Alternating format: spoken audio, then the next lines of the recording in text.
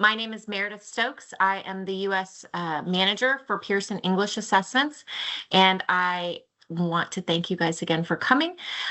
Tiago is joining us, and he is our brilliant product manager for the Pearson English Express Test, and he will be handling all of the dicey questions for me today. So feel free to pop questions in the chat, to send them directly to us. We also have some pre-submitted questions to ask of each other, and hopefully we can share with you guys how easy it is to accept the Pearson English Express test and tell you more about it and answer any questions that you might have. So let's go. Awesome. So I've already covered introductions and the welcome, and now it is going to get turned over to Tiago, and he is going to do a live demo. We'll then have a short quiz. Don't groan about the quiz. You could get an Amazon gift card for that quiz.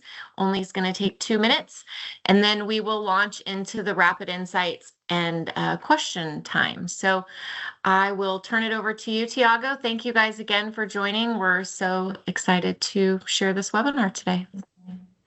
Thank you very much, Meredith, and thank you everyone for coming today. Good morning and good afternoon. Let me pull my demo today, and I'm very excited to share with you some of the latest features we have been working on with the Pearson English Express test, and to in a certain way disclose you all the great functionalities that the test contains. So I will play a role as a test taker. So you have seen my login. I'm playing as Maria, and I want to take the Pearson English Express test to go to a US institution. So by the moment I log in, this is what the test taker sees. So it's the main dashboard where we have the practice tests, which are free and unlimited, a shorter version of the actual certified test.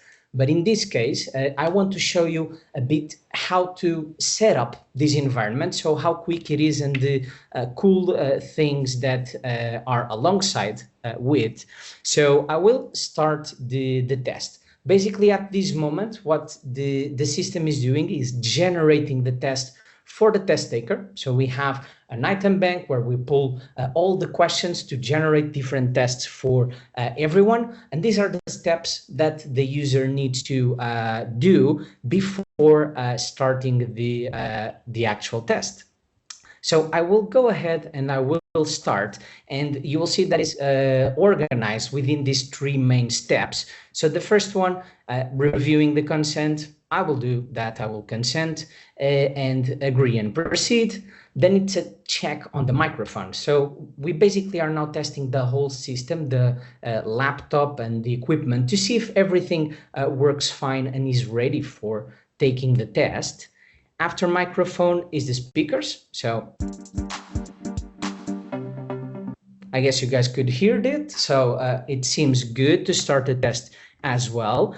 And then there's a system check, which does different things, like is checking my internet connection, hardware, accessories, if I have any external app that I shouldn't be using. So if any of these steps fail, we guide the user to know how to handle it and basically turn off any of the things like a second monitor or any type of non-permitted devices. And after this, there's a background sound check. So I will stay quiet to pass this step. All good. So we passed the first stage. So far, so good. Can I get some feedback? All good. Awesome. So this is the next part. So the next part is verifying your identity and setting up the second camera. And this is where things get pretty cool in terms of functionality. So the first thing that I need to do is, you see here on the left side, there's a certificate. Basically, I need to take a selfie. So this photo will also be used as part of my certificate. Let me just pull that.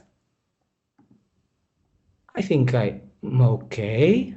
Let's see If all good with the selfie. And now I will record a video. Basically, this recording video is for the audio to be captured, and then during the test we will compare to verify if it's the same person. So there's a security feature in place that will let us know if it is the same person, and this will also increase the trust in a test that is done fully online, as you know. So let's just hear to the instructions. Speaking tips. It is important to speak naturally during the test. Here are some tips. Speak at a normal speed, like you would during a conversation. Speak like you are talking to another person on the phone. There is no need to speak too slowly or carefully. Speak at a normal volume, not too loud or too soft. When you are ready, click Next. Pretty good. So I listened to the instructions, and basically now I need to record myself saying this sentence that you see on the screen, and I will try to follow these tips in order to not fail this specific step. So I will do that. She likes to travel by train. She takes the train to work every day. She drinks coffee and reads the news during her trip, and sometimes she sits next to a friend and talks. The train station is only a 3 minutes walk to her office. And let's see how have I done it. All good. So so far so good.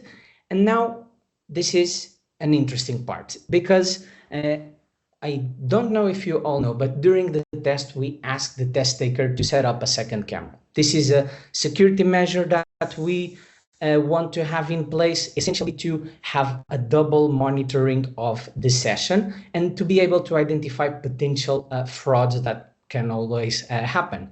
So what I will do now, I will just pop my phone, and this is the most challenging part of the demo, because I will need to connect my phone and I will start displaying it. So let me pull that in.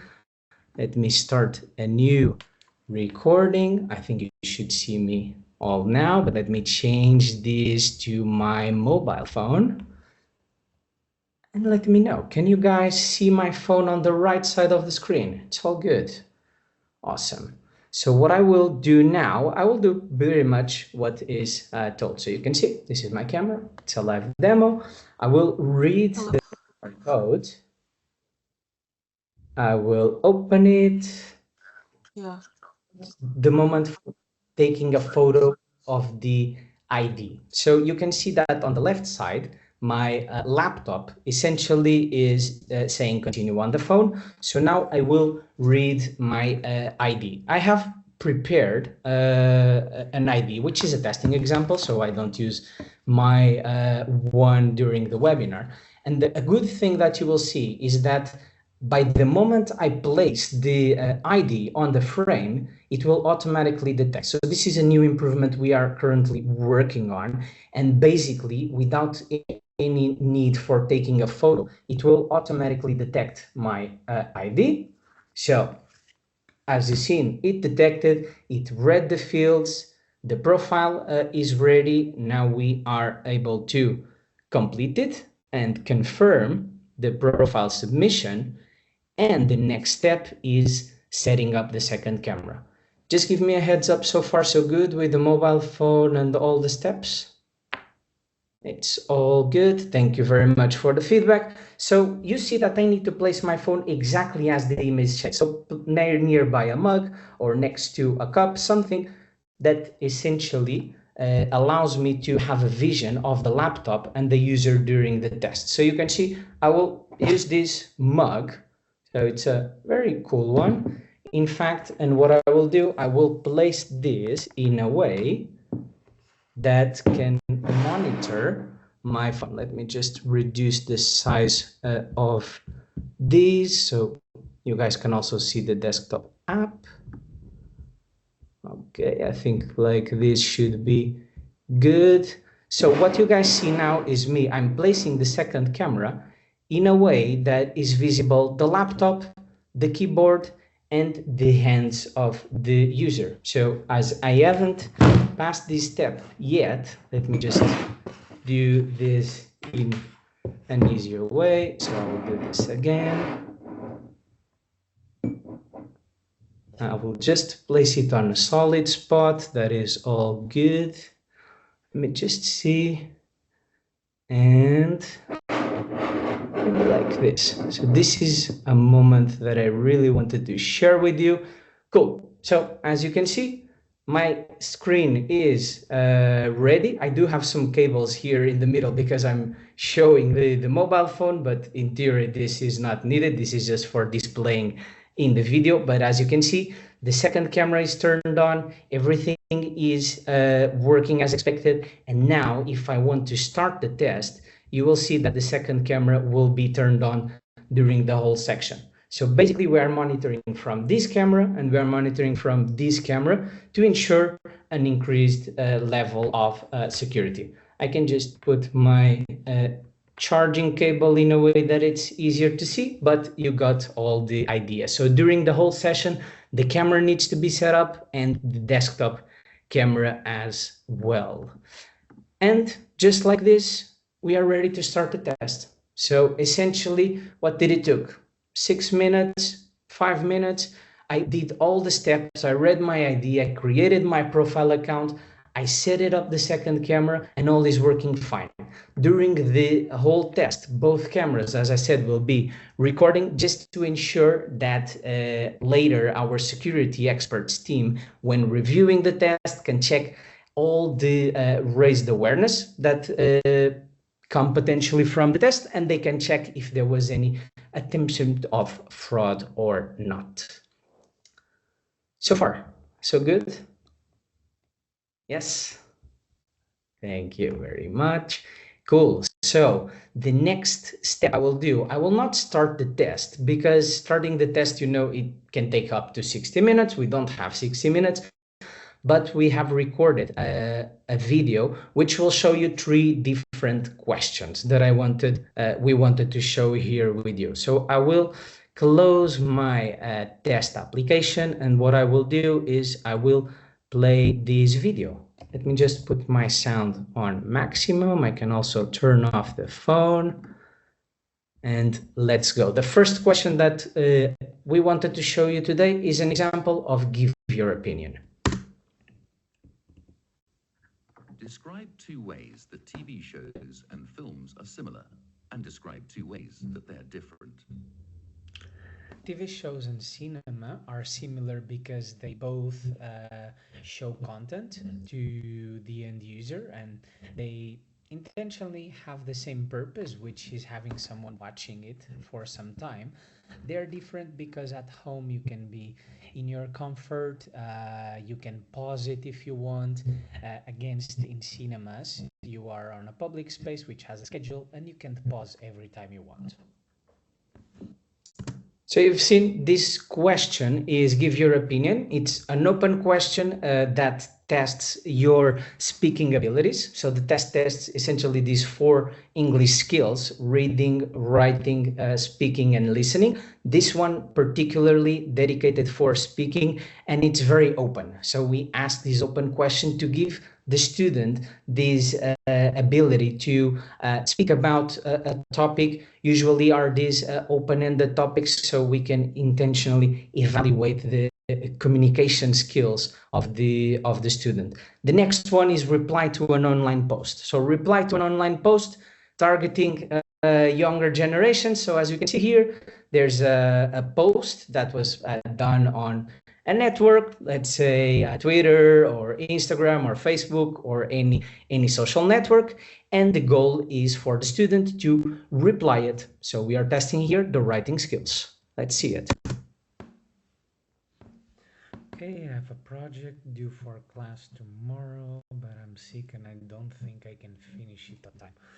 What should I do? So you can try to contact your teacher and explain the situation. It's not good for you to work if you are not feeling 100%. I believe that transparency should be used anytime, and for this concrete situation, you should find a solution together, like postponing the submission date. And that's a good reply.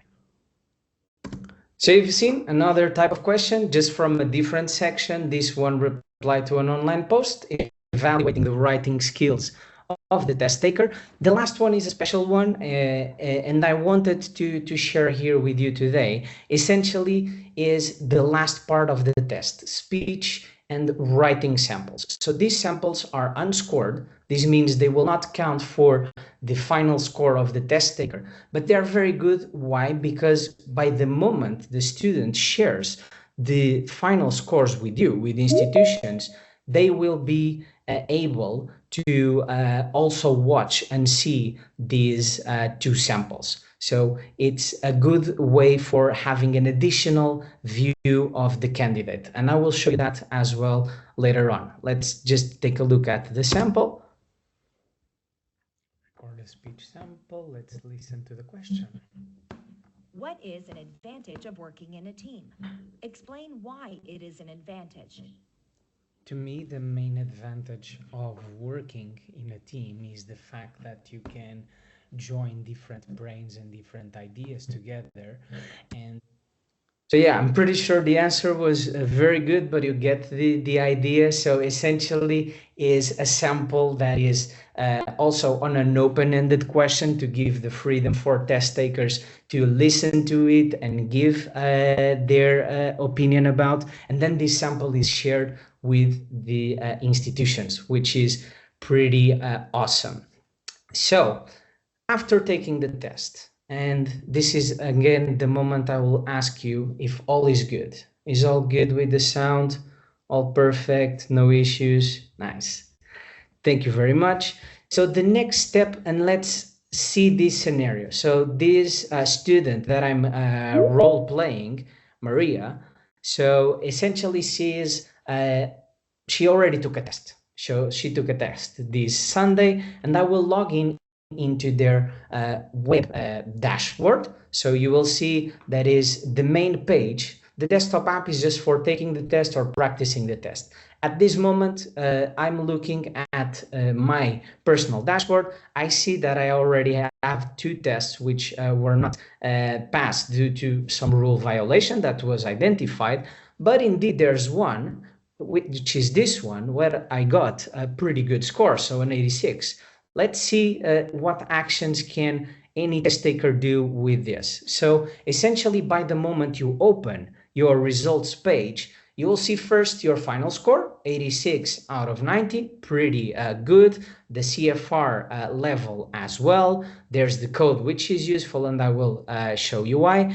But I think the main advantage for a student that wants to study outside his main country is that he will know exactly how we performed in each of the skills. So as you've seen, I have told you that we are evaluating these 4 skills, so reading, listening, writing, and speaking, and essentially for each of the sub-skills, the test taker will be able to know, okay, I got 78 in reading, 19 listening, so I'm pretty good in listening, but in reading and writing I can become better. And despite knowing the exact score of this skill type, I also have some tips to improve. I have the skill explained, so I have different things that can help me perform and improve my score over time if that's what I want.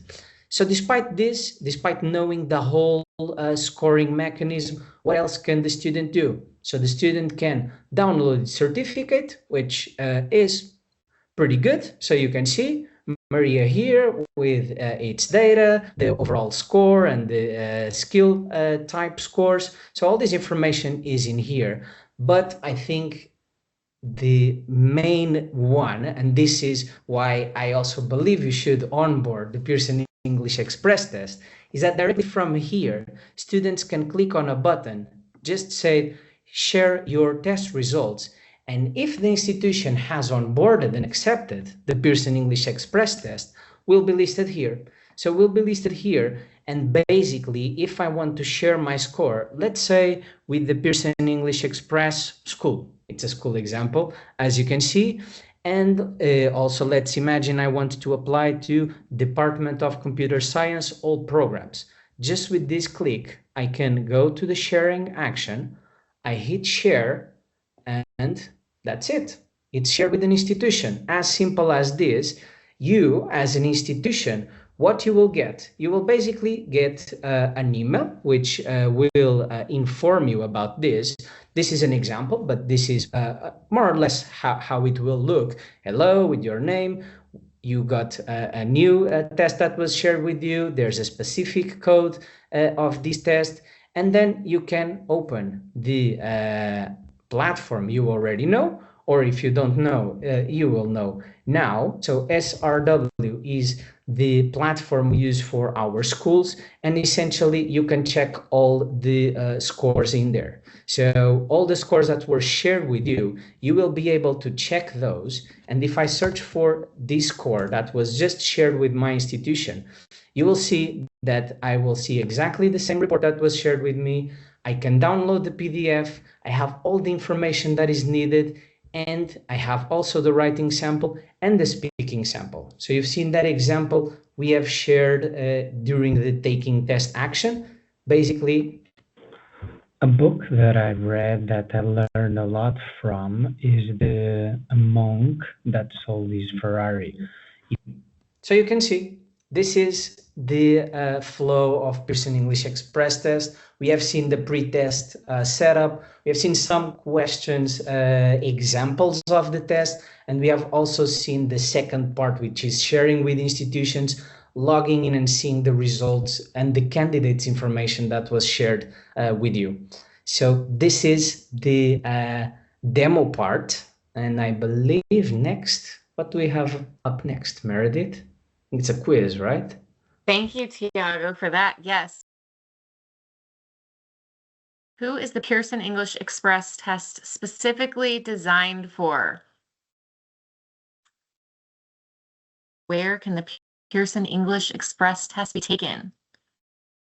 How many English language skills does the Express test assess? And how much does the Pearson English Express test cost? Which I don't think Tiago said this. So this will have to be from reading our emails that we have been sending or conversations, because I don't think he did mention that one. But that one, I guess, will be the trickiest question. I think we are going to come back to the winners. Is that right, Tiago? Until Tiago and I are not on the marketing part. But I think we're going to come back and announce the winners.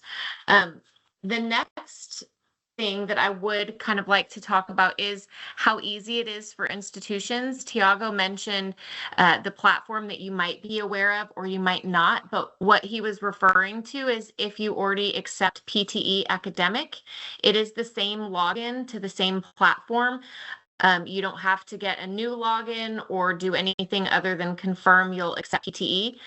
You can still verify a score even if you're not accepting, but you can't download any of the scores. So if you'd like to try it out, feel free, let us know. We can send you a test SRC code and you could pull it up. But it's super easy, no extra steps on your part or for your team that is doing that technical lift. So I think now we will swap into the Q&A. And I have a couple questions for Tiago, but I do want to start with the question that was in the chat because I think it's a great question. And the question was, what do you do when the ID doesn't match the person? Because you're clearly not Maria, you're a male, and the ID says female. So how would that pick that up? And what would the steps be in that process for Maria? That is a very good question. So thanks who raised that. So essentially, we have two layers of verification when we are talking about IDs. So the first thing is the reading of the ID, which for the test taker itself, it's pretty smooth, but in the background, it's flagging all the potential risks that are in place, like our faces doesn't match, our gender also doesn't match. There might be discrepancies on there, plus some additional validations that the system does, like the geometry of the document and so on. So this is the first layer, which basically catches all these details. And then when the tests are being reviewed by our security experts team, this is an important step within the whole Pearson English Express test, which is after the test is completed and it's scored in less than 15 minutes. By the way, this is a great competitive advantage. But then the recordings are sent to our security team. And the security team basically has two main jobs that they do. They verify and manually check all the details within the ID, and they verify the recordings of the test to identify any potential fraud. If they believe this is a clear rule violation, they might simply uncertify the test, and that's it, with the reason that it's impersonating or whatever.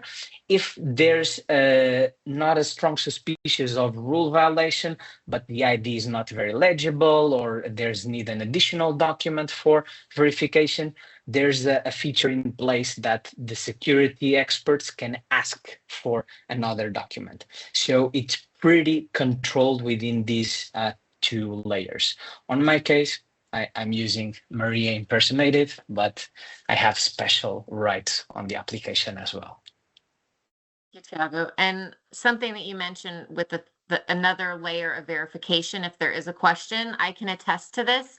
When we first launched the test, I went through it as a test taker and did everything purposely wrong with bad IDs, all of the things.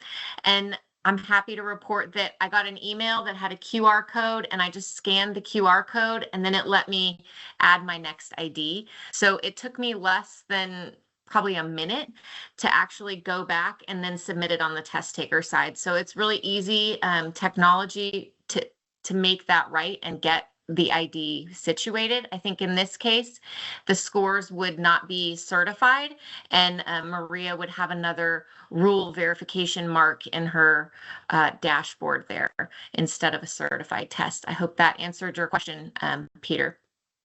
So the next question, another question from the chat, is similar to a question that we had pre-submitted. And that is, how is the Pearson English Express test scored? It's also a very good question. So the Pearson English Express test is essentially scored automatically. So it's scored automatically using AI technology that has been trained and verified by our assessments and test development experts to ensure accuracy and fairness. You know, one of the big advantages of our test of Pearson English Express test is that it's backed by Pearson, and Pearson has a whole experience and recognition on the education and assessments sector. So what we have been doing, we are using an AI model that is pretty trained. It's for a really long time, it's solid, it has a strong validity and reliability.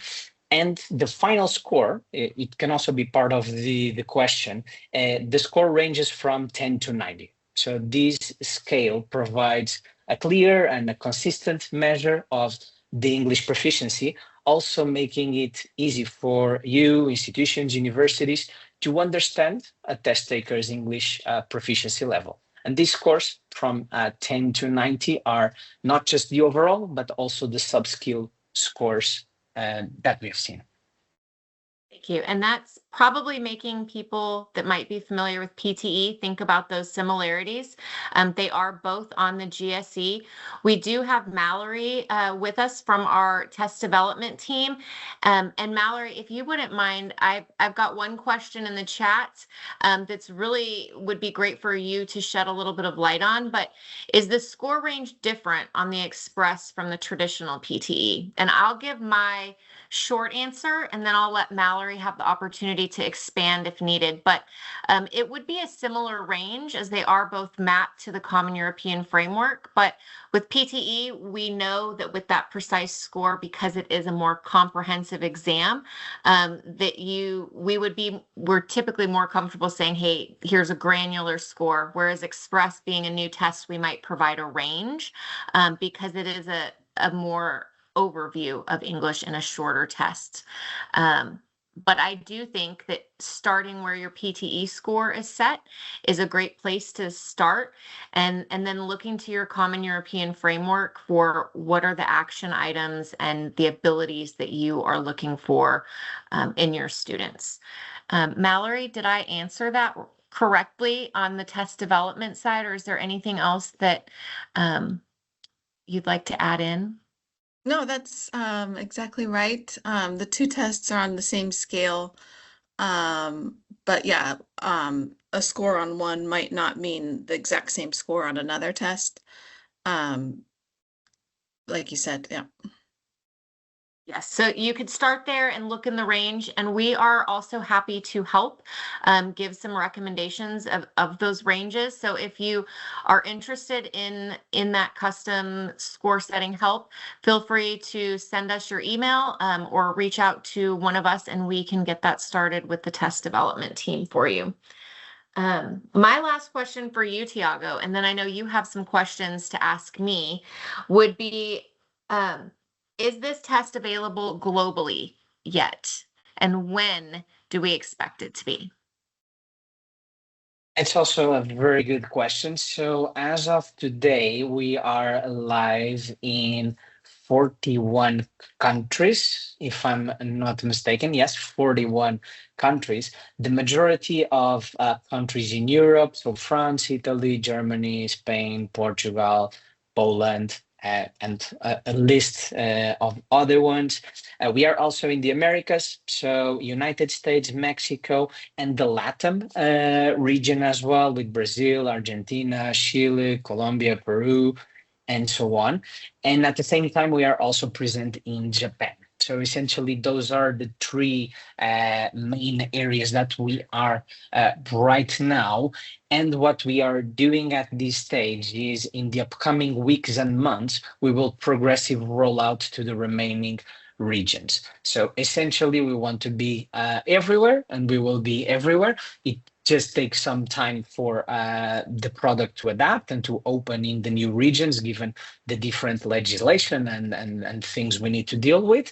But essentially, in the next weeks and months, you will see that we will start opening to additional countries. So all the countries in Europe, to the ones that are missing in LATAM, to MENAT region, Southeast Asia, and Asia regions. So our plan is during the next year, we will roll out the whole product to all regions globally.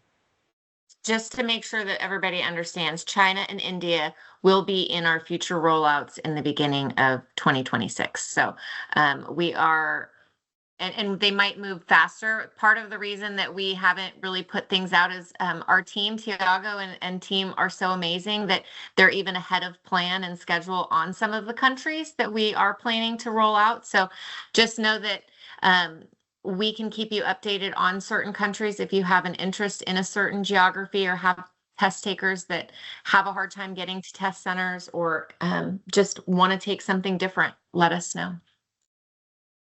So Tiago, I will turn it over to you, and you can be the one that gets to ask the questions and not be in the hot seat. Yes, finally. Thank you so much. So why should institutions accept the Pearson English Express test? despite We all get we've been that. saying.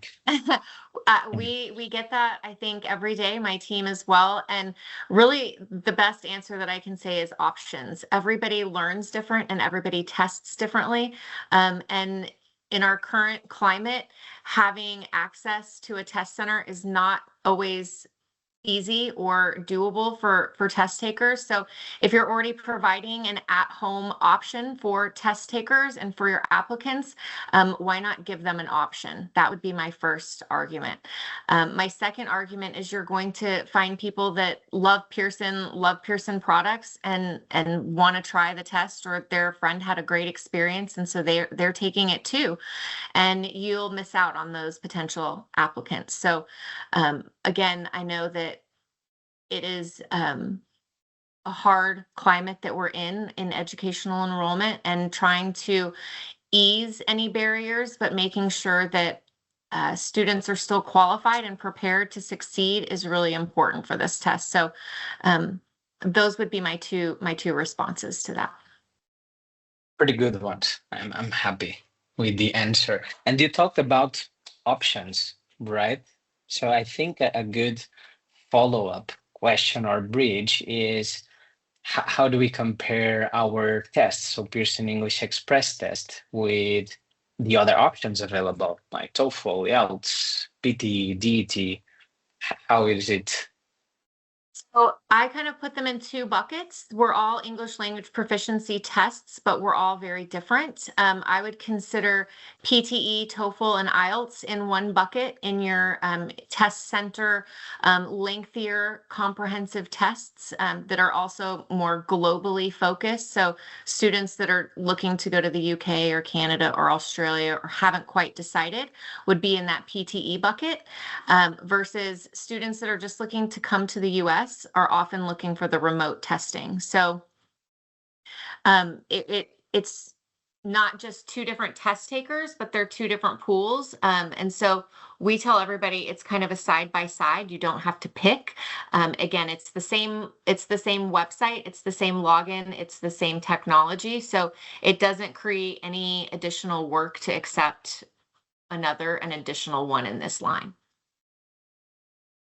Very good. Thank you. Thank you for that, Meredith. I think just to answer one quick question that was posted on the chat by Jane, if the test score integration with Slate available, is not yet, but is something that we are actively exploring it. So we might have news on that soon. Just to make clear that is not a reality yet, but as this is a continuous evolving product, we have released the first version on September 30. We have already released 4 versions after it, and we will keep doing it. So it's something that it's on our radar, definitely. And to follow up from that, Jane, thank you for calling that out. We actually have been in conversation already with Slate. So we are working towards getting that solution in place as soon as possible. You still do have the ability to do your own download and create a field for Express, though, within Slate until then. But my suggestion and what they have told us is to go to your community forum to make sure that they know that you want that feature. We're not their clients, you guys are, and they said they would love to hear that from you guys in your forum. So any echoing there in the forum would help, I think, push that along as well. So thank you for calling that one out, Tiago. Oh, good. Yeah, I think just to move to the next part, which I think we kind of already are there any voucher codes for the institutions here? Like, how can they get free vouchers? So we have a ton of codes that we can give to schools for you guys to use as a pilot, or you can use giving to students and letting them take the test and see how you like it firsthand from having students take the test. We also have plenty of codes, and we'll be doing it annually to support our institutions that are Pearson partners and put Express on their website.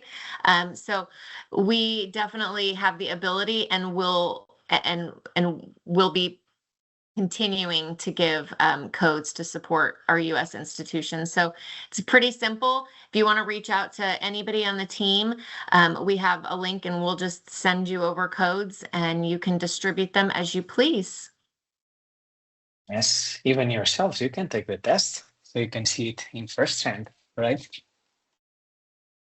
So I think we've only got a few minutes left. I guess we should go back to the winners and maybe see who the winners are. And if there's any other questions, if anybody wants to come off of mute and raise their hand or put another question in the Q&A, we promised we wouldn't keep you for more than 45 minutes. And we wanted to keep that promise. We know everybody's busy. Destiny Walker from Eureka College, congratulations, our number one. Thank you guys for participating. Does anybody, I don't see a hand up. Nobody wants to be the brave one. Okay. Well, Tiago, I think that must mean that we have done our job. Just again, to leave you on Express, the bullet points, it's $70 globally. It takes 1 hour. Students get their results within 15 minutes and then are certified within 48 hours. They can send their score to an unlimited number of institutions. And for you guys as the institution, you just log into your same PTE website to verify and put in the code from your Express test into the box that says SRC and you're done. So it's very easy and we wanted to make this as seamless as possible. So we hope you guys enjoyed the presentation and the demo, and we look forward to hearing more from you guys later. Thank you guys again. Thanks, everyone.